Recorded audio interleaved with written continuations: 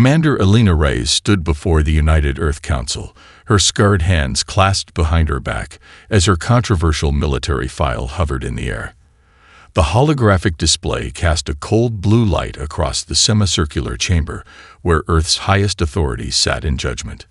"The selection committee has reached its decision," announced Admiral Chen, his weathered face betraying no emotion. "Commander Alina Reyes will serve as humanity's envoy to the Galactic Conclave." The chamber erupted in whispers. Alina maintained her composure, though her pulse quickened. After months of evaluations, simulations, and interviews, the final choice bewildered everyone, especially the other candidates seated along the chamber's perimeter. Dr. Takahashi, with her 3 Nobel Prizes in xenobiology, visibly stiffened. General Santos, architect of Earth's defensive grid, scowled openly. Ambassador Okafor, who had negotiated peace with the Mars separatists, simply looked confused. "I accept this responsibility with humility," Alina said, her voice steady despite the tension building in the room. "With respect, Madam President," Dr. Takahashi interjected, rising from her seat. "Commander Reyes' record includes the Perseus incident. She disobeyed direct orders during first contact with—" "We are aware of Commander Reyes' complete service record," interrupted the President, a tall woman with silver-streaked hair. "The decision is final." The dismissal was clear. As the chamber emptied, Alina felt the cold stares of her fellow candidates. They had expected this honor, had prepared their entire careers for it. Yet the council had selected a mid-level diplomat whose most notable action had been inaction. In her assigned quarters in the Geneva complex, Alina reviewed her briefing materials. The Galactic Conclave, a gathering of the 7 most advanced species in known space, had extended an invitation to Earth 3 months ago. Humanity would be the 8th species represented, and by far the youngest. "Accommodation arrangements complete, Commander," announced the room's eye. "Your personal effects have been transferred from the Jakarta station."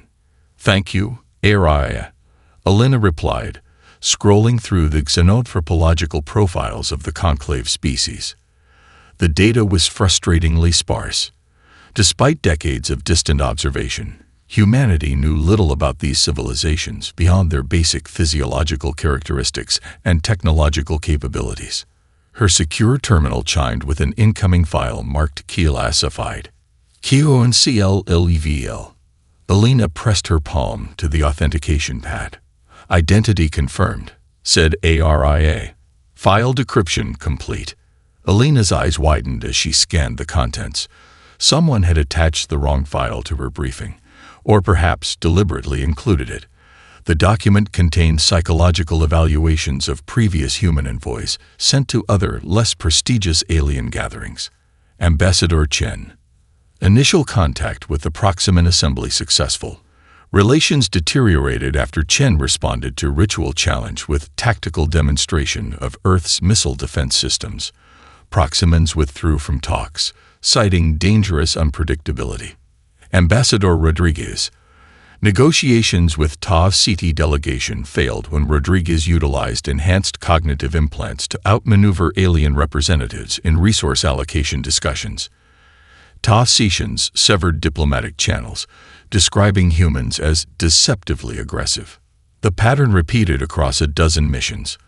Initial success, followed by some demonstration of human capability, whether technological, intellectual, or military. And then rapid deterioration of relations. The final page contained a single paragraph. Species evaluation from veteran observer. Translated. Human representatives invariably resort to demonstrations of force, ingenuity, or technological superiority when challenged. Unlike the Doric who announce their martial prowess, humans conceal theirs until provocation, making them unpredictable and potentially more dangerous than openly aggressive species. The conclave must determine if humans can exercise true restraint before granting them wider access to galactic community. Below this was a handwritten note: Species 7 values restraint above all. Our survival depends on sending someone who embodies what they seek. Alina leaned back, understanding dawning. The Perseus incident, where she had refused to fire on unidentified vessels despite direct orders, correctly identifying their erratic movements as a distress pattern rather than aggression, wasn't a black mark. It was the reason for her selection. Her terminal chimed again. A message from the President. Your departure has been moved forward. The veteran observer vessel detected increased activity from the Doric and Salathi fleets near our sector. The situation may be more volatile than initially assessed. Elena began packing immediately, her mind racing. The psychological profiles suggested humanity had repeatedly failed at alien diplomacy for a simple reason.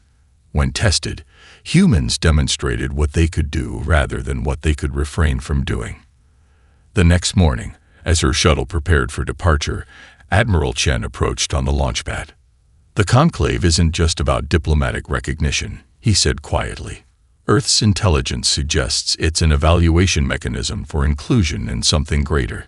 You were selected because your psychological profile shows an extraordinary capacity for restraint under extreme provocation. Is that why my combat stress simulators were set to impossible scenarios? Elena asked, realizing those hadn't been standard evaluations. Chen nodded. The final simulation, where you were presented with an alien force apparently harvesting human colonists, was designed to provoke maximum aggressive response. You were the only candidate who exhausted every diplomatic option before considering force. Elena boarded the shuttle with Chen's final words echoing in her mind. Remember, Commander, they'll be watching not for what humanity can do, they already fear that, but for what we can stop ourselves from doing. As Earth receded through the viewport, Elena studied her scarred hands, the legacy of her closest encounter with alien life. The scars reminded her daily that restraint wasn't weakness. Sometimes it was the only thing that prevented catastrophe. Elena's transport emerged from the jump point, and the conclave station filled the view screen. A massive structure of impossible geometries orbiting a dying red giant star. The station resembled a crystalline snowflake 20 kilometers across, each facet housing the environmental requirements for a different species. Quite a sight, isn't it? Said Captain Mercer, the transport's commander. Hard to believe something that beautiful could be so dangerous. Beauty and danger often coexist, Elena replied, checking her appearance one final time. Her formal diplomatic uniform, charcoal gray with Earth's blue and green insignia, was simple compared to what the other representatives would likely wear. But humans were newcomers here. Ostentation would be inappropriate. We're receiving docking instructions, Mercer announced. And, interesting, they're requesting you disembark alone. No honor guard. Elena nodded. As expected. Commander, Mercer hesitated. Scans show representatives from all 7 conclave species already gathered in the arrival chamber. That's unusual protocol. They're curious, Elena said. This is humanity's first appearance at the conclave. I'd be disappointed if they weren't waiting. The docking procedure completed with surgical precision. Elena stood before the airlock, centering herself with a deep breath. Everything, Earth's future relationship with advanced civilizations, access to new technologies, perhaps even humanity's security, might depend on these first moments. The airlock cycled open. Elena stepped forward into a vast hemispherical chamber with a transparent ceiling revealing the blazing red giant beyond. The assembled alien representatives formed a semicircle, each species distinctly separated from the others. Elena felt it immediately, a pressure against her consciousness, like fingers probing the surface of her mind. The serpentine Talathi ambassador, a 12-foot iridescent being with compound eyes that shifted color with thought patterns, was staring directly at her. The telepathic intrusion increased, becoming painful as it scraped against her thoughts. Earth's briefings had prepared her for this. The Xalathi tested all newcomers by attempting mental access without permission, a profound violation in human terms, but standard procedure for a telepathic species. Elena maintained eye contact while mentally visualizing a solid wall, the recommended countermeasure. The pressure intensified, then abruptly ceased. The Xalathi's eyes cycled through purple-blue-green, indicating surprise. Before Elena could speak, the floor trembled. 3 massive silicon-based Doric warriors approach, each standing 3 meters tall with crystalline growths protruding from their obsidian exoskeletons. They deliberately slammed their foot equivalents into the floor with each step, sending spiderweb cracks through the material, a traditional Doric intimidation display. The largest Doric, wearing elaborately patterned crystal formations indicating high military rank, stopped 2 meters from Elena, looming over her. The being leaned down, exhaling a superheated silicon-based gas, mere inches from her face. Elena stood motionless, making no attempt to retreat despite the uncomfortable heat. Her only response was a diplomatic nod of precisely the depth that briefings suggested would indicate respect without submission. A murmur passed through the gathered representatives. Across the chamber, violet-skinned Mithrans with 6-fingered hands whispered to each other, their neural communication implants visibly active as probability calculations streamed across their cranial ridges. Elena caught fragments of their conversation. Physical threat response minimal. Cardiovascular indicators suggest fear, but behavior doesn't match. Recalculating predicted response patterns. Near the chamber's center, gaseous iridani, contained within hovering environmental fields, shifted their molecular composition, releasing complex pheromones designed to induce anxiety in carbon-based life forms. Elena felt her heart rate increasing, her palms sweating, but kept her expression neutral. "I am Commander Elena Reyes," she announced in the conclave's shared language, her voice steady despite the chemical assault on her nervous system. "I bring greetings from Earth and the Sol system. Humanity is honored by your invitation and committed to peaceful exchange with all conclave species." A hushed silence fell over the gathering. The Doric warrior stepped back, crystalline ridges glowing briefly in what Elena recognized as confusion. A movement from above drew everyone's attention. In the observation gallery overlooking the chamber, the ancient veteran, willowy beings of pale blue light, who rarely interacted directly with other species, had shifted position. For creatures known to remain motionless for entire cycles, this small movement was significant. Most curious, broadcast their translator unit, its metallic voice echoing in the chamber. The human does not perform as predicted. The Mithran ambassador, designated as the conclave's formal greeter, stepped forward. His cranial calculations had ceased, indicating a conclusion reached. "Commander Reyes," he said, "your species' historical archives suggest humans typically respond to challenges with demonstrations of capability. Yet you offer none." "Demonstration implies something not yet known," Elena replied carefully. "I assume the conclave is already well informed about human capabilities. I see no need to confirm what you already understand." The chamber's atmosphere shifted subtly. The Doric war leader's crystalline formations glowed briefly in the pattern that indicated respect. The Salathi's compound eyes cycled to deep blue, a color Elena couldn't find referenced in her briefings. "The human will be escorted to assigned quarters," announced the Mithran. "The conclave formally convenes in 6 hours." As Elena followed her guide through the station's winding corridors, she noticed the willowy blue form of the veteran observer trailing at a distance. When she turned a corner, the being was suddenly before her, its luminous form pulsing gently. "Your species is young," came the translated voice, "yet you personally display characteristics typically requiring centuries to develop." "Thank you," Elena responded, unsure if this was a compliment. "It was an observation, not praise," the veteran clarified. "The question before the conclave is whether you are representative of humanity or an outlier. The distinction is significant for your species' future." The beam dissolved into light particles that drifted away, leaving Elena alone with her guide. As they continued toward her quarters, Elena reflected on the veteran's words. She wasn't an outlier in her capacity for restraint.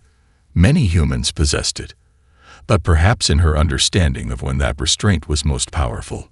The observation reaffirmed what the classified file had suggested. This mission wasn't just about making a good impression. It was about demonstrating a quality the conclave valued but hadn't expected from humanity. As her quarters door closed behind her, Elena surveyed the Spartan accommodations. The real test would begin tomorrow. The provocations so far had been merely preliminary, designed to measure her immediate reactions. She touched the small Earth insignia on her uniform, a reminder of what was at stake. Humanity had proven its capabilities countless times throughout history. Now, ironically, their future might depend on proving what they could refrain from doing. The conclave chamber resembled an amphitheater carved from a single massive crystal, its facets reflecting the light of the dying star outside. 7 tiers of seating rose in concentric rings, each delegation positioned according to their civilization's age. Elena, representing the youngest species, was assigned the lowest tier, directly on the chamber floor. The arrangement forced her to physically look up at all other delegations, a deliberate humiliation she recognized immediately, but accepted without comment. The conclave recognizes the representatives of all established civilizations, announced the Mithran moderator from the central platform. His violet skin gleamed under the ambient light as neural calculations visibly raced across his cranial ridges. Today we welcome the observer from Sol system, though they have yet to establish conclave protocols. The emphasis on observer rather than representative was subtle but clear. Earth had no voting rights yet. Elena inclined her head in acknowledgement, noting how the Doric delegation shifted their crystalline formations to patterns indicating attentiveness. The primary matters before this assembly, continued the moderator, include establishing buffer zones between the expanding Salathi and Doric territories, negotiating resource rights in the contested Antares cluster, and, he paused, neural calculations intensifying, evaluating the status of the human civilization. Elena maintained her composed expression despite the surprise. Earth's evaluation hadn't been on the official agenda. The Mithran Collective requests permission to present relevant data, said another violet-skinned figure, rising from their delegation. When granted, he activated a holographic simulation at the chamber's center. The display showed a 3-dimensional map of nearby space, with human exploration and colonization patterns highlighted in red. The Mithran manipulated the simulation, accelerating the timeline.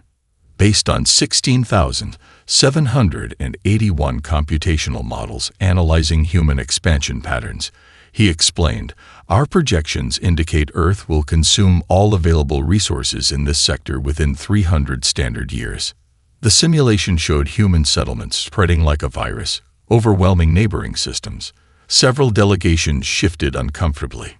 Our evidence includes intercepted Earth broadcasts, continued the Mithran. The hologram shifted to show fragments of human entertainment, apocalyptic war films, space conquest games, fictional invasions. Each clip had been carefully selected to emphasize humanity's potential for aggression. These are their dreams, concluded the Mithran. Their aspirations, their nature. Before Elena could respond, the Eridani representative floated forward, its gaseous form contained within an environmental field. The being released a complex mixture of emotional compounds that diffused throughout the chamber. Despite her training, Elena felt her eyes welling with tears, the chemical assault bypassing conscious control of her emotions. Esteemed colleagues, the Eridani's translator conveyed, we have observed human development for 70 cycles. Their brief history contains more violence than the combined histories of all conclave species. Images appeared. Earth's wars, nuclear tests, environmental damage, each presented without context. The Eridani consciousness recommends containment protocols, the being concluded. Humans must be restricted to their home system until they evolve beyond their destructive tendencies. The chamber hummed with communication as delegations consulted internally. Elena noticed the veteran observers leaning forward slightly. Again, a significant movement for their species. The human representative may respond, the moderator announced, though his tone suggested he expected little of value. Elena stood, feeling the weight of every alien gaze. She could launch into an impassioned defense of humanity, challenge the cherry-picked evidence, or demonstrate Earth's scientific achievements. Any of these responses would be justifiable. Instead, she asked, "May I approach the central platform?" The request was unusual enough to cause a stir. After brief consultation, the moderator nodded. Alina walked calmly to the center of the chamber, removed a small device from her pocket, and placed it on the platform. A holographic display activated, showing Earth's historical archives, but with a crucial difference from the Mithran presentation. "These are unedited historical records," she explained. "I invite the conclave to observe humanity's full spectrum."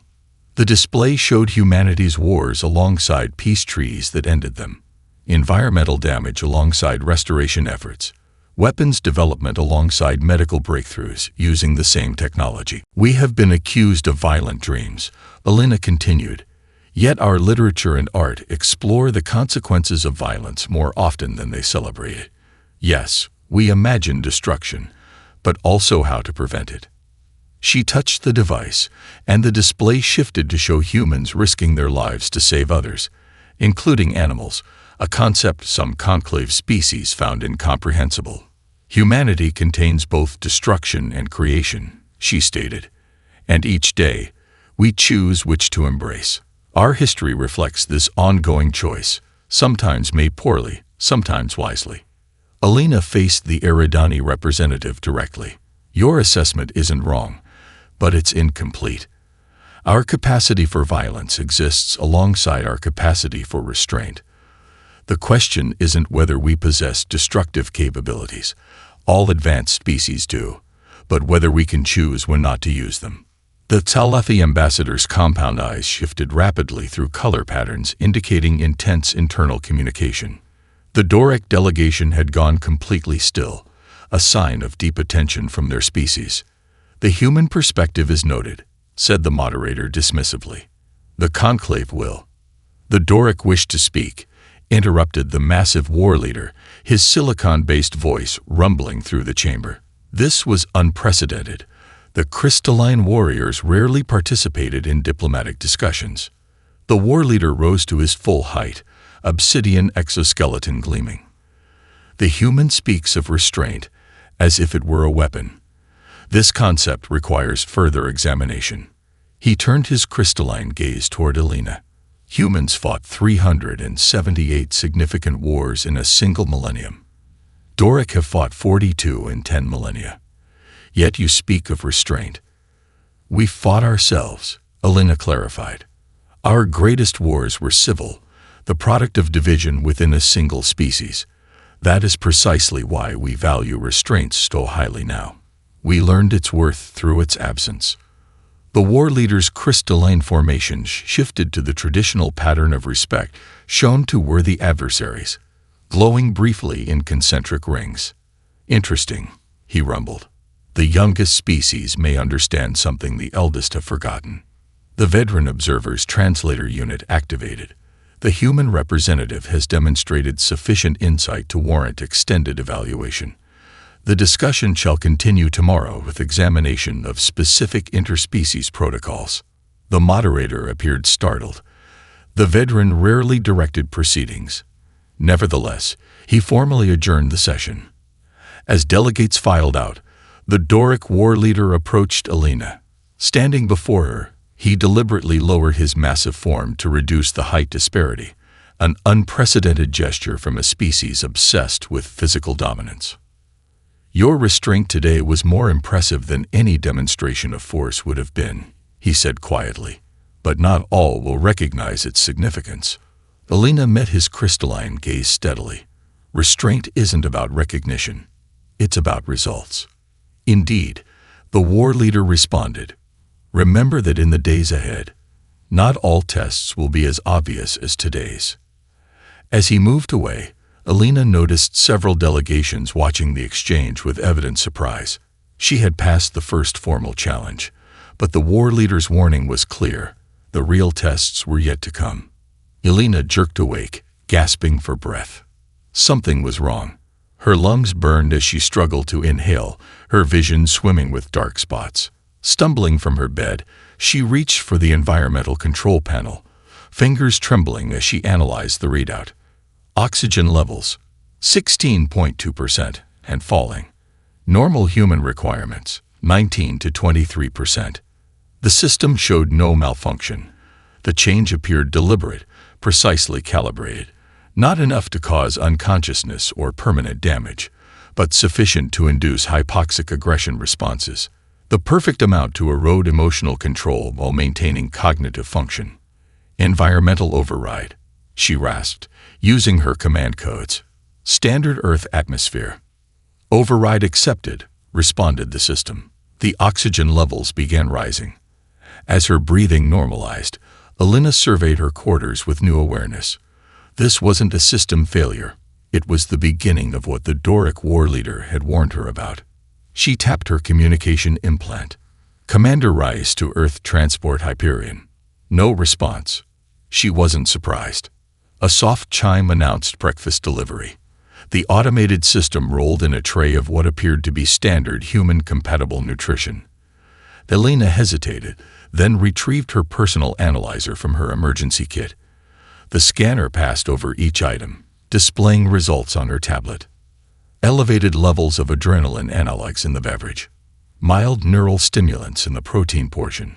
Compounds known to lower impulse control in the carbohydrates. Everything had been chemically modified to gradually undermine her emotional regulation. None immediately dangerous, all subtly targeted at human neurophysiology. She pushed the tray aside and ate emergency rations from her personal supplies instead. As she prepared for the day's session, her communication screen activated without prompting. Images flashed across it. Earth cities in ruins, human colonies under attack, scenes of devastation. Subliminal messaging, cycling too quickly for conscious processing, but slow enough for her subconscious to register the emotional content. Alina immediately shut down the screen. These weren't crude attempts at provocation. They were sophisticated psychological operations designed by species with millennia of experience in interspecies dynamics. The question was, who was behind them? The Mithrans with their computational models of human psychology. The Eridani with their expertise in emotional manipulation. Or perhaps the telepathic Salafi, mapping her neural responses. Alina completed her preparation methodically, using meditation techniques to center herself despite the lingering effects of oxygen deprivation and unwanted neural stimulation. Today would be challenging enough without carrying the burden of artificially induced aggression. When she entered the conclave chamber, the tension was immediately palpable. The delegation seemed unusually agitated, with rapid communications passing between groups. The Mithran moderator's cranial ridges pulsed with intensive calculations. Before we continue scheduled discussions, he announced as soon as Alina took her position, an urgent matter requires the conclave's attention. The central holographic display activated, showing what appeared to be human warships in formation. Alina felt her stomach tighten. She recognized Earth Fleet insignia, though something about the vessels seemed subtly wrong. Approximately 12 hours ago, continued the moderator, these vessels were recorded near the Salafi outpost colony in the Deneb sector. The footage continued, showing the Earth ships approaching a small installation on an asteroid surface.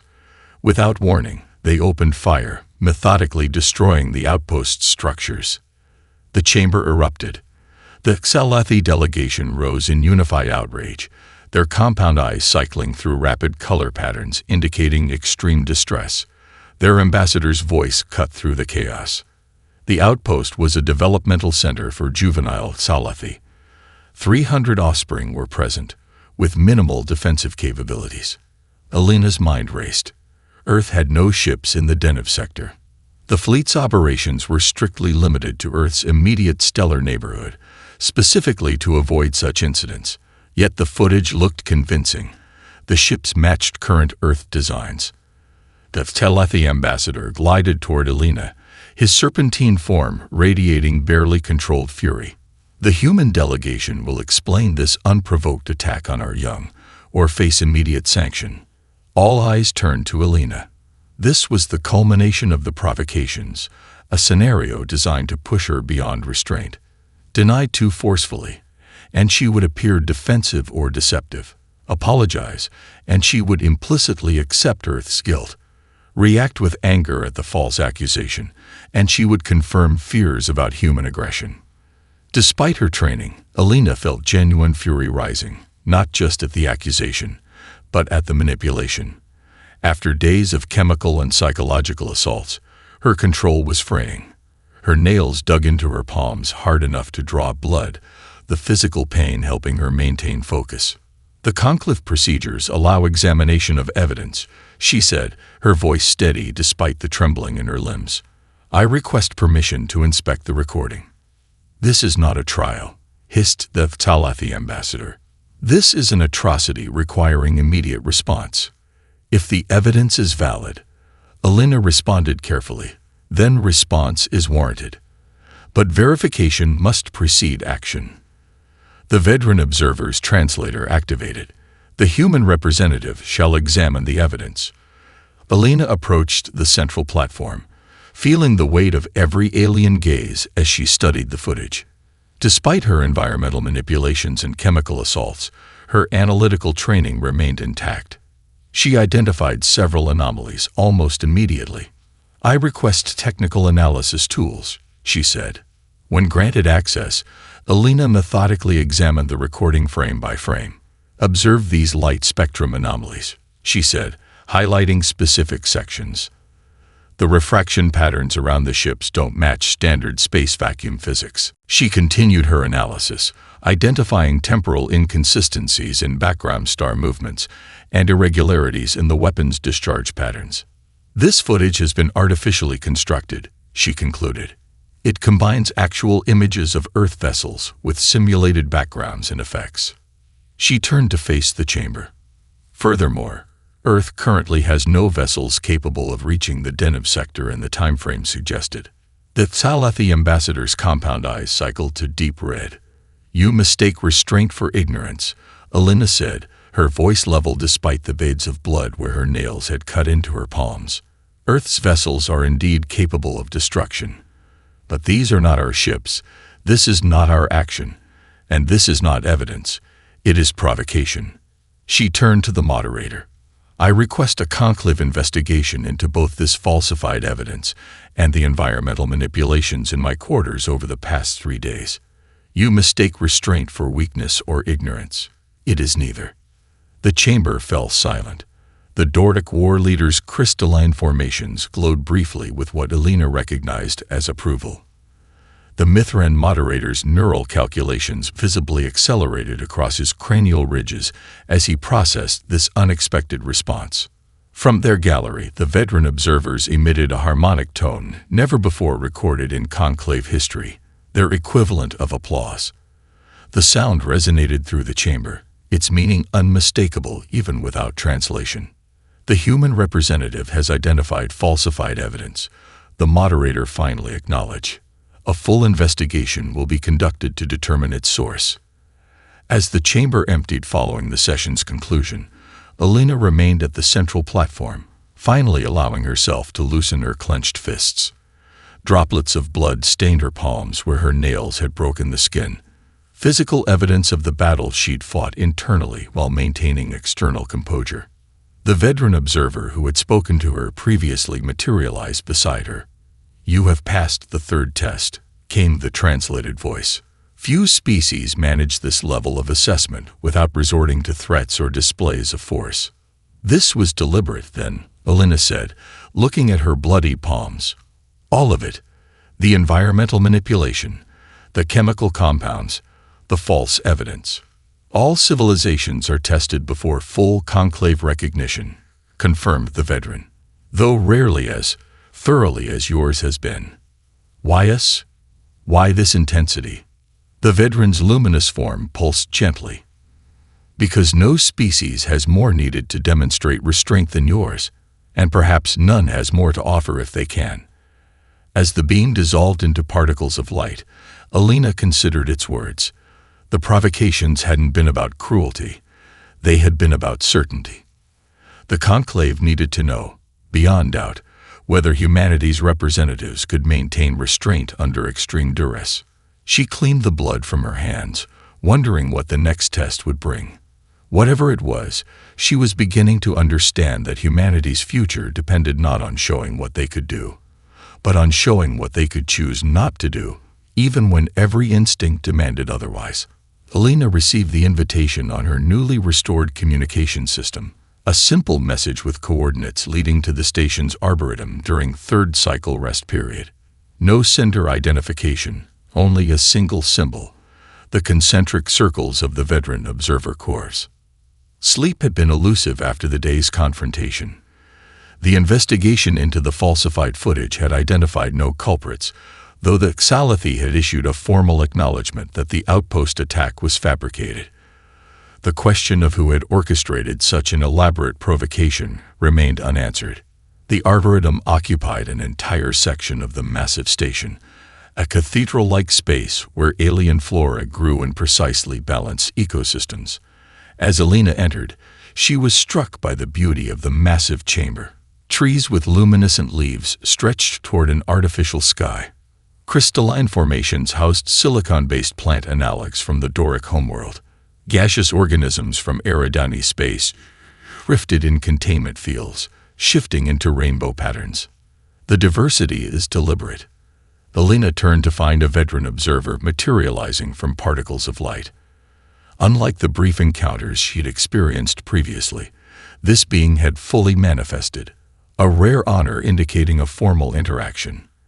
Each species contributes biological material to the Arboretum, the translator conveyed, a demonstration of cooperative potential despite fundamental differences. The veteran moved like flowing water given form, its luminous blue shape casting gentle light on the surrounding vegetation.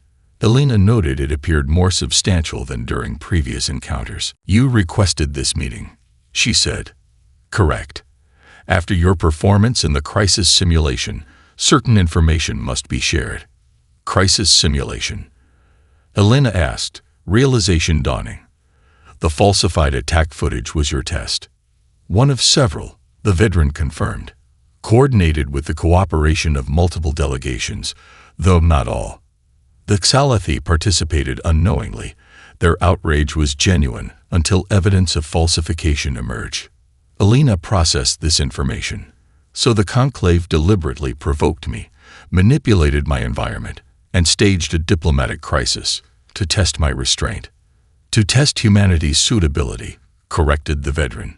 "Your individual response is meaningless unless representative of your species' potential." The being gestured, and a holographic display appeared between them.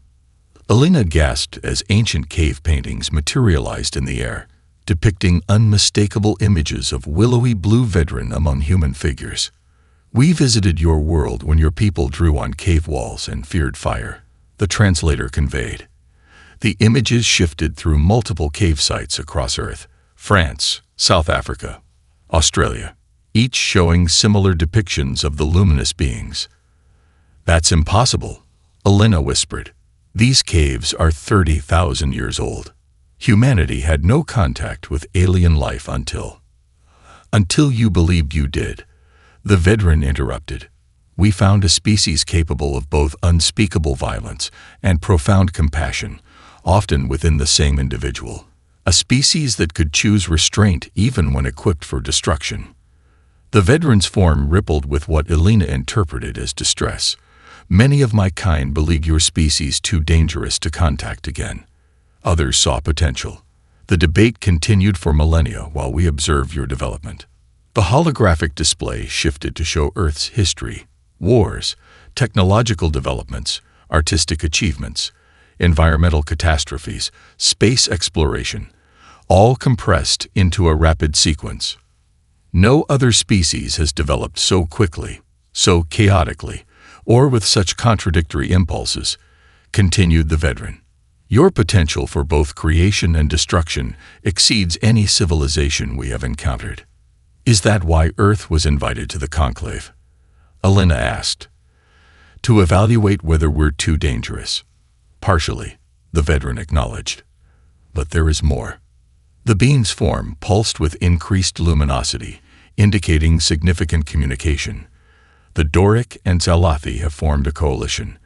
They propose humanity's containment or elimination, believing your species too unpredictable to exist freely. Elena felt her blood run cold. Elimination of Earth. Of your potential, clarified the veteran. Restricted development, technological quarantine, possibly genetic modification to reduce aggressive tendencies. That's genocide, Elena said, her voice hardening. They would call it prudence, the veteran responded. The coalition gains support. Tomorrow they will formally propose containment protocols for Earth. Why are you telling me this? Elena asked, struggling to maintain her composure in the face of this existential threat. Because there is division among the elder species. Some of us believe humanity's unique balance of capability and restraint may be valuable to the galactic community. As Elena processed this revelation, her secure channel activated with emergency protocols. The communication bore Earth's highest security authorization. Commander Reyes, this is Central Intelligence. We've intercepted communications indicating hostile intent from multiple conclave species. Our analysis suggests an imminent proposal for Earth's containment. Defense Council has authorized deployment of the Helios Protocol. Elena's heart sank. The Helios Protocol. Earth's prototype defensive system designed after studying recovered alien technology. A targeted disruption weapon capable of destroying the conclave station as a demonstration of force. The ultimate failure of restraint. Send confirmation of receipt, came the instructions. Evacuation vessel will reach your position in 6 hours. Once aboard, transmit activation codes. Elena's mind raced. Earth's intelligence networks had detected the plot independently and were preparing a preemptive strike. Exactly the response the anti-human coalition would expect. Violence meeting perceived violence. The veteran observed her reaction. You have received concerning information from your government. They know, Elena confirmed. They're preparing a response that will confirm every fear about humanity. As expected, the veteran's translator conveyed. Every species reacts with force when threatened. It is the natural response. Elena faced an impossible choice: warn the conclave of Earth's response and betray her people, or remain silent and watch diplomacy crumble into war. Everything she had worked to demonstrate about human restraint would be undone by a show of force. There is little time, said the veteran. The coalition meets now to finalize their proposal. Your government prepares its response. The cycle of fear leading to violence continues as it has on countless worlds. Elena straightened her uniform, her decision crystallizing. Not this time. Not with humanity. What will you do? Asked the veteran. Something unexpected, Elena replied. Something human. Elena strode through the station corridors toward the emergency council chamber. After her meeting with the veteran, she had spent hours crafting a response to Earth's Helios Protocol activation order. Her message was simple but risky, a request for 24 hours delay. She cited diplomatic progress that could be jeopardized by military action. Technically true, though the progress was her own evolving understanding rather than any formal agreement. She had just passed the environmental regulation hub when a deafening alarm blared through the station. Red emergency lights pulsed along the corridors as the station's AI made an announcement in the conclave's shared language. Critical containment failure detected in sectors 7 through 12. Stellar radiation breach imminent. All personnel evacuate to designated safe zones immediately. The dying star the station orbited was highly unstable, its radiation held at bay by sophisticated containment fields. A breach meant lethal exposure for most organic life forms. Elena's path was suddenly blocked by a surge of panicked staff. Various species rushing toward evacuation points. The controlled diplomatic environment had dissolved into chaos, with survival instincts overwhelming protocol. She tapped her communication implant, attempting to reach the Earth transport, but received only static. The radiation was already interfering with communications. Through the chaos, Elena observed how different species responded. The Mithrans activated personal shields, protecting only themselves while shoving others aside. The gaseous Eridani simply converted to radiation-resistant forms, abandoning their non-Eridani assistants. The Xalathi were using telepathic commands to clear paths to the escape vessels, prioritizing their own delegation. None were helping others. Each species focused solely on their own survival. Elena pushed against the tide, moving deeper into the station rather than toward the evacuation points. The station's schematic she had memorized indicated an emergency operations center nearby, a place where she might coordinate a more comprehensive response. The operations center was deserted when she arrived, its displays showing the rapidly deteriorating containment field. The damage pattern was strange, multiple simultaneous failures across different systems, each just significant enough to create a crisis without causing immediate catastrophic collapse. Too perfect to be accidental, Elena muttered, scanning the controls. Her military engineering training proved useful as she quickly assessed the situation. She activated the station's communication system. "This is Commander Rice of Earth. I am at Emergency Operations Center Delta. All maintenance and technical personnel report status." A scattered handful of responses came in, mostly station staff who had remained at their posts. Elena quickly organized them into teams, directing emergency repairs to stabilize the most critical sectors. "Reroute power from the diplomatic sector to reinforce the containment fields," she ordered. "Deploy maintenance drones to establish emergency corridors for evacuation." Working with the remaining staff, Elena coordinated a systematic response. The maintenance drones, typically used for routine repairs, were reprogrammed to create shielded pathways through the most dangerous areas, allowing trapped delegates to reach safety. As the immediate evacuation needs were addressed, the station's sensors detected life signs in a collapsed section of the engineering deck, an area already experiencing dangerous radiation levels. "All remaining emergency teams are occupied with containment efforts," reported a Mithran technician who had stayed at his post. "That section will be irradiated beyond survivability in approximately 12 minutes. Elena checked the life sign data. Single life form, silicon-based, likely Doric. Without hesitation, she grabbed an emergency kit with a partial radiation shield and headed for the affected area. The Mithran called after her. "The radiation levels are already beyond human tolerance thresholds." Elena ignored the warning. The corridors grew increasingly deserted as she approached the damaged section. Emergency bulkheads had sealed, requiring manual override at each junction. The radiation detector on her wrist beeped with increasing frequency, warning of dangerous exposure. When she finally reached the collapsed section, she found a Doric warrior trapped beneath a fallen structural beam. His crystalline formations glowed weakly, a sign of significant injury. Even more surprising was his identity. The war leader who had advocated for humanity's containment. He recognized her immediately. "Human, you should be evacuating." "So should you," Elena replied, examining the beam. It was far too heavy for her to move alone. "I'm going to get you out." "Impossible," the Doric stated. "The mass exceeds your physiological capacity by approximately 400%. Elena scanned the corridor, noting the exposed maintenance panels. "Maybe I can't lift it, but I can move it another way." She accessed the emergency systems, repurposing the gravity control meant for environmental adaptation. By creating a localized field variance, she could potentially reduce the beam's effective mass. As she worked, her radiation detector's warning became more urgent. Her partial shield was failing, and the exposure was reaching dangerous levels. Her hands trembled slightly. Early symptoms of radiation poisoning. "Your biosigns indicate radiation damage," observed the Doric. "Yet you continue. Why?" "Because restraint isn't just about what we don't do," Elena explained through gritted teeth as she reconfigured the systems. "It's about what we choose to do instead." The gravity field activated with a low hum. The massive beam shifted slightly, not enough to free the Doric, but enough to create hope.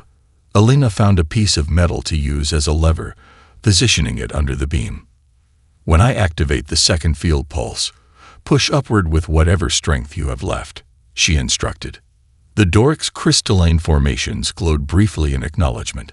Alina triggered the gravity variance and simultaneously threw her weight onto the lever. For a moment, nothing happened. Then, with a grinding sound, the beam shifted enough for the Doric to pull himself free. Standing at his full height, the warrior towered over Alina. Without his support, he would have to crawl with his injuries. With her radiation exposure, she couldn't move quickly. Neither would make it alone. Your assistance was unexpected, the Doric said. Lean on me, Alina offered, positioning herself under his arm despite the absurdity of their size difference. We'll move faster together. As they made their slow way through the deteriorating corridors, Alina's vision began to blur. Radiation sickness progressing rapidly. The Doric, noticing her faltering steps, adjusted his pace. You risk yourself for an enemy, he stated, his silicon-based voice rumbling through her increasingly painful consciousness. Are we enemies? Alina managed, or just different species trying to survive? They finally reached a medical evacuation point where emergency teams took over. As medical staff rushed to treat her radiation exposure, Alina's communication implant suddenly activated with an incoming transmission. Commander Reyes, this is Earth Vessel Hyperion. We've arrived at the station perimeter with the Helios Protocol package, awaiting activation codes. Simultaneously, station alerts blared with a new warning. Unknown fleet detected at system edge. Vessels of unidentified configuration approaching at high velocity. The Doric war leader, receiving treatment nearby, fixed his crystalline gaze on Alina. Your people have arrived with weapons, as my coalition predicted. And now an unknown threat approaches. The convergence of dangers proves our position. Alina struggled to sit up against the medical staff's protests. Through her pain and failing consciousness, she made the most important decision of her life. Hyperion, this is Commander Reyes. Helios Protocol is suspended. I repeat, do not activate. Stand by for further instructions. Commander, Defense Council orders override diplomatic discretion in this situation, came the response. And I am overriding those orders, Alina stated firmly. There is more happening here than Earth understands. Restraint remains our greatest asset. As darkness encroached on her vision, Alina saw the Doric war leader watching her with an unreadable expression. His crystalline formations had shifted to a pattern she had never seen before. Perhaps, he said quietly, there is more to humans than we understood. The last thing Alina heard before losing consciousness was the station's alert system announcing, "Attention all delegates. Emergency conclave session called by veteran observers." Subject: the approach of the Ancient Ones. Alina awoke in a veteran healing chamber, her body suspended in a luminous blue field that pulsed in rhythm with her heartbeat. The radiation burns that had covered her arms and face tingled with the regenerative energy flowing through them. Her mind felt unusually clear despite the trauma her body had endured. The healing is incomplete, came a translated voice, but functional capacity has been restored. A veteran elder hovered beside her, its form more substantial than any she had seen previously. The beam's luminosity pulsed with what Alina had come to recognize as agitation. How long?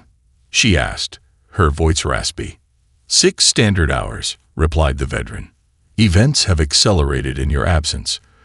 The healing field dissipated gently, allowing Alina to stand. Her legs trembled slightly, but held. Through the chamber's transparent walls, she could see frantic activity in the station's central hub. The station crisis, she said, memories flooding back. It wasn't an accident, was it? It was our final test, the veteran confirmed, which you passed. But the approaching force is real, and beyond our understanding. Alina processed this information. You deliberately endangered everyone on this station. As a test. The containment failure was carefully controlled, the veteran explained. No species was at risk of extinction-level damage. The purpose was to observe response patterns under genuine duress. And what did you learn? Alina asked, unable to keep the edge from her voice. That most advanced species prioritize self-preservation exclusively, the veteran stated. Except humanity, as represented by you. The elder veteran guided Elena through corridors buzzing with activity toward the command center. Along the way, it revealed the full truth. The conclave exists not merely for diplomatic purposes, but to evaluate species for inclusion in a greater galactic community. For millennia, we have observed civilizations rise and fall, searching for those with the necessary balance of capability and restraint. And humanity qualified because I helped a Doric who wanted to contain us. Elena asked incredulously. Your individual actions are significant only as a representation of human potential, the veteran corrected. The capacity to prioritize another's survival over your own, even when that other is a perceived threat, demonstrates an evolutionary advantage rare in sentient species. They reached the command center, where representatives from all conclave species were gathered around a massive holographic display showing the approaching unidentified fleet. Dozens of massive vessels with impossible geometries that seemed to shift as Elena watched. They emerged from the void between the Andromeda and Milky Way galaxies, explained a Mithran analyst, neural calculations racing across his cranial ridges. Configuration unknown. Energy signatures unlike anything in our databases. The Doric war leader, his massive form bearing evidence of his recent injuries, stood at the center of the gathering. He acknowledged Elena with a crystalline glow of recognition. The human is conscious, he announced. She should hear our proposal. Elena stepped forward, noting how the various delegations reacted to her presence, some with newfound respect, others with lingering suspicion. What proposal? She asked. The Doric gestured to the holographic display. The unknown fleet approaches rapidly. Their capabilities appear to exceed our combined defensive measures. We must divert them. How? Elena pressed, although she sensed where this was heading. The Exalathi ambassador slithered forward, compound eyes cycling through cautious color patterns. Analysis suggests the entities are drawn to unusual developmental patterns. Earth represents the most recent emergent intelligence in this sector, and the most chaotic developmental trajectory. You want to use Earth as bait, Elena concluded flatly. As a diversion, corrected the Mithran moderator. Transmission of Earth's coordinates and developmental data would likely attract the unknown entity's attention, allowing conclave civilizations time to analyze and prepare appropriate responses. Elena glanced at the veteran elder, whose form remained unnervingly still. And what does the oldest conclave species think of this plan? The veteran observed. We do not direct, came the translated response. The room fell silent, all attention on Elena. Earth's fleet, including the vessel carrying the Helios Protocol weapon, remained at the station perimeter awaiting her instructions. The Containment Coalition, originally formed to propose humanity's restriction, now proposed something far worse, using Earth as a sacrifice to preserve the established galactic order. A notification appeared on her comm unit, a direct message from the Doric war leader, separate from the public discussion. You saved me despite my position against humanity, it read. Honor compels acknowledgement. The Coalition's proposal continues the cycle of fear we claim to transcend. Elena looked up, meeting the crystalline gaze of the massive warrior. His formation shifted briefly in a pattern she recognized from her briefings, a Doric expression of internal conflict. Every diplomatic and strategic protocol suggests securing humanity's position through a demonstration of power, said the Eridani representative, floating closer. Your fleet is prepared. Your weapon is ready. Will you protect your species? Elena felt the weight of Earth's future in her hands. The rational response, the expected response, would be to reject the proposal outright, perhaps even activate the Helios Protocol as a warning. Every human instinct for self-preservation and tribal protection screamed for defensive action. Instead, she studied the holographic display of the approaching fleet, noting subtle patterns in their movement. These entities, she said slowly, they aren't in attack formation. The Mithran analyst blinked in surprise. Elaborate. Look at the spacing, the approach vector, Elena explained. If their technology is as advanced as you suggest, they would have optimized for offensive capability. This configuration is different. She stepped closer to the display, ignoring the pain still lingering in her healing body. They're maintaining precise distances from each other. They're adjusting course to avoid stellar debris, even microscopic particles. They're being careful. Meaningless observations dismissed the Xalathi ambassador. Their intentions cannot be determined from formation alone. Maybe not, Elena acknowledged, but they suggest the possibility that we're misreading the situation, just as the Conclave misread humanity's potential based on incomplete information. She turned to face the gathered representatives. I have an alternative proposal.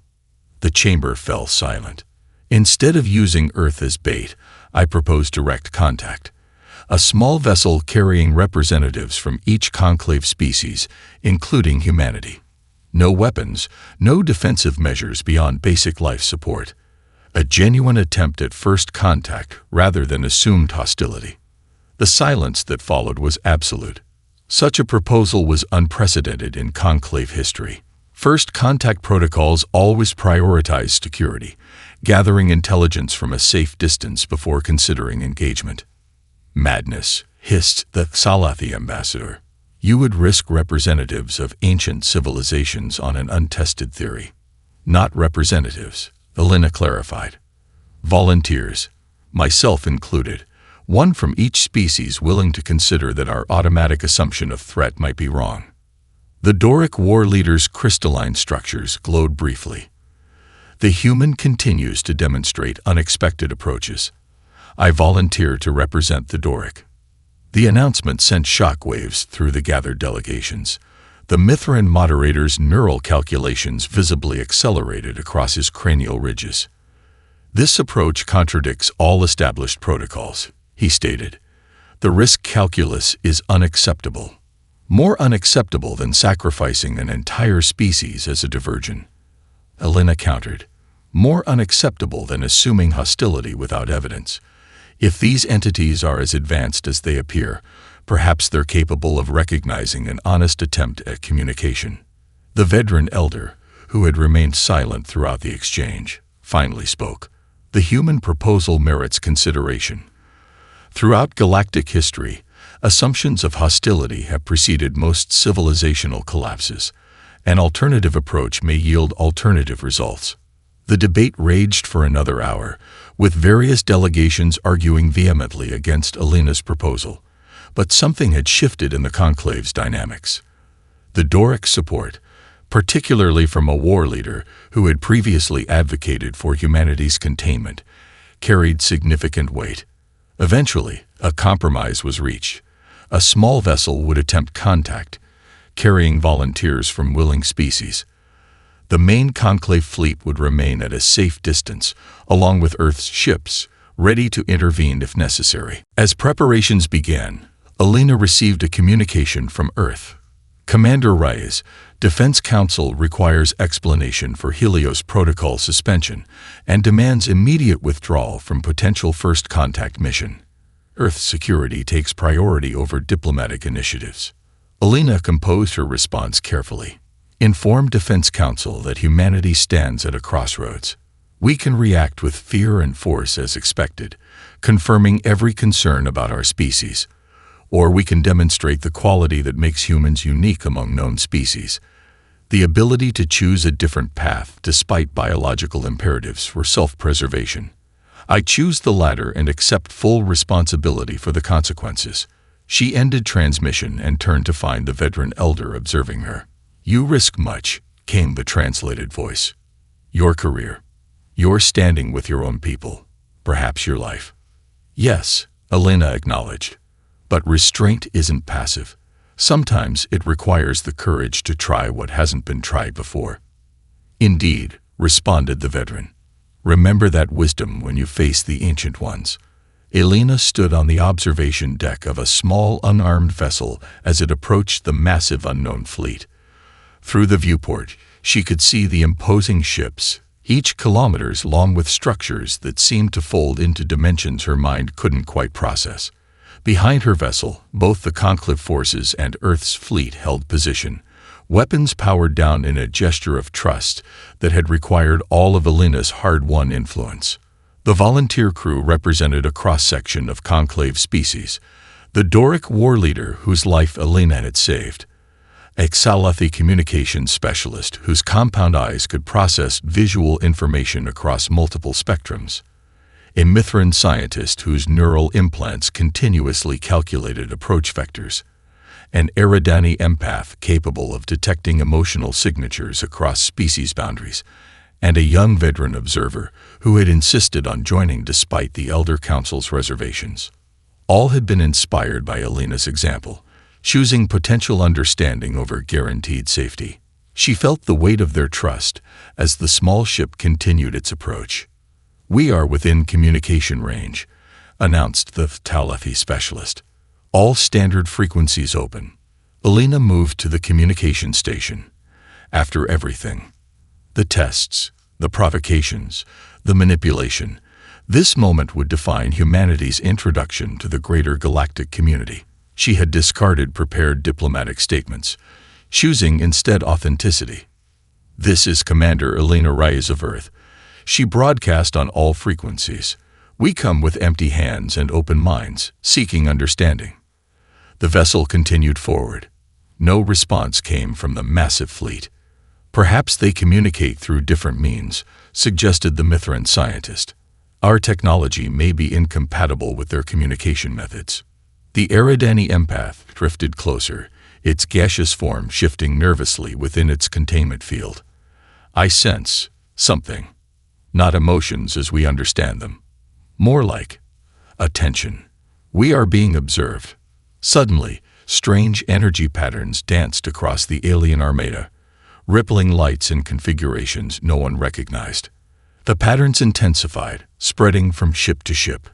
"Defensive systems activating," asked the Doric war leader, his crystalline formations glowing with alertness. "No," said the veteran observer, speaking for the first time. "They're responding." The energy patterns coalesced, forming a directed beam that struck their small vessel. Everyone tensed, but there was no damage. Instead, the energy suffused the ship's interior with a gentle luminescence. Alina felt a strange sensation in her mind, like thoughts not her own brushing against her consciousness.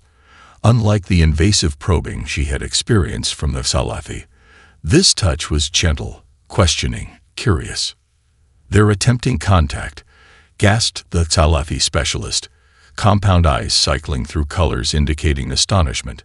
"Not through communication technology, but direct neural connection."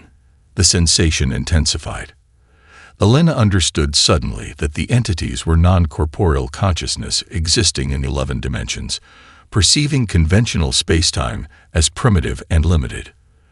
Their massive ships were not vessels but anchors, allowing them to maintain presence in lower dimensions. Every aggressive approach by previous civilizations had registered as attacks in their sensory structure. The defensive postures, the weapons, the fear, all had created interference patterns they interpreted as hostility. Through Alina, they connected with each delegate in turn, experiencing the unique perspective of each species. The Doric warrior's mind showed them honor defined through strength. The Xalathi revealed the beauty of telepathic interconnection. The Mithran demonstrated the elegance of mathematical understanding. The Eridani shared the complexity of emotional experience. When they touched Alina's consciousness, they discovered something unprecedented. A being capable of understanding its own destructive capacities yet choosing a different path despite biological drives. The capacity for restraint, not as weakness, but as evolved strength. Images flooded her mind. Countless civilizations across multiple galaxies, rising and falling in predictable patterns, species developing technology faster than wisdom, inevitably self-destructing or being quarantined by the community of elder races. The entities, the ancient ones, had observed this cycle for millions of years, searching for civilizations that broke the pattern. Alina understood with sudden clarity. The conclave wasn't just a diplomatic body. It was a testing ground, established by the Ancient Ones and administered by the eldest species like the Veteran, to identify civilizations capable of transcending their evolutionary origins. As the neural connection faded, Alina found herself back on the observation deck. The other delegates appeared equally shaken by the experience. They that weren't hostile, the Doric war leader said, his silicon-based voice unusually soft. They were watching, waiting. For what? Asked the Mithran scientist. For someone to approach without weapons, Alina realized. For someone to choose understanding over fear. 3 months later, a transformed conclave gathered in the Grand Chamber. Representatives from 12 additional species had arrived following the contact with the Ancient Ones.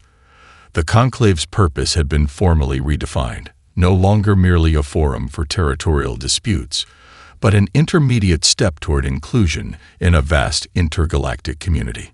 Humanity, represented by Alina, had been designated as an intermediary species between conventional civilizations and the higher dimensional entities. Earth's unique evolutionary path, developing restraint alongside capacity for violence, had proven unexpectedly valuable. The human delegation may address the assembly, announced the veteran elder who now openly served as the Ancient One's representative. Alina approached the central platform, looking out at the gathered representatives. The chamber was now arranged in a circle rather than hierarchical tiers, a symbolic change reflecting the new understanding of galactic cooperation. 3 months ago, I stood in this chamber as humanity's observer, representing the youngest and most volatile species present, she began. Today, I speak as Earth's ambassador to both the Conclave and the Ancient Ones. She gestured to the holographic display, showing the complex network of civilizations, now revealed to exist across multiple galaxies. Humanity's path to this moment wasn't through superior technology, military strength, or even intellectual achievement. It was through our capacity for restraint, a quality we ourselves often undervalued. The Doric war leader, now serving as his species' chief diplomat, inclined his massive form in acknowledgement. The gesture, once unthinkable from the proudly militaristic species, reflected how profoundly the contact had changed everyone involved. In a universe where every species evolved maximum expression of their capabilities, perfect telepathy, unstoppable strength, computational supremacy, we developed something different, Alina continued. We developed the ability to possess power and choose when not to use it. The assembled delegates listened attentively as Alina explained humanity's unique position in the cosmic community. Our restraint isn't weakness. It's the most sophisticated ability in the galaxy, the power to hold back when every instinct screams for action, to consider options beyond our evolutionary programming, to overcome our own nature not by denying it, but by mastering it. After the formal session concluded, Alina prepared for her return to Earth. The veteran elder approached as she gathered her materials. The Ancient Ones have existed for millions of years, the translated voice conveyed. In that time, they have observed countless species rise and fall, each believing their unique qualities, intelligence, strength, adaptability, would ensure their survival. What made humans different? Alina asked. Your contradictions, replied the veteran. Most species develop along predictable evolutionary paths, maximizing their natural advantages. Humans simultaneously developed capacity for unprecedented violence alongside ability to override that same capacity, an evolutionary paradox. Alina contemplated this. So our greatest weakness became our greatest strength. Not weakness, corrected the veteran. Balance. The universe doesn't reward restraint for its own sake, but for the wisdom it represents, understanding when action serves true survival and when it undermines it. As Alina boarded her ship for Earth, she reflected on the journey that had brought humanity to this unexpected position. Not as the strongest, smartest, or most technologically advanced species, but as one that had developed what turned out to be the rarest and most valuable trait in the cosmos, the power to possess capability without being controlled by it. The final scene showed Elena greeting new alien arrivals at the expanded conclave, her scarred hands steady as she demonstrated the most powerful human trait, not what we can do, but what we can choose not to do. "Welcome to the conclave," she told the nervous representatives of a newly contacted civilization. "You're about to discover that the universe values something different than what most evolutionary paths suggest." "What does it value?" asked the bewildered newcomer. Elena smiled. "The power of restraint."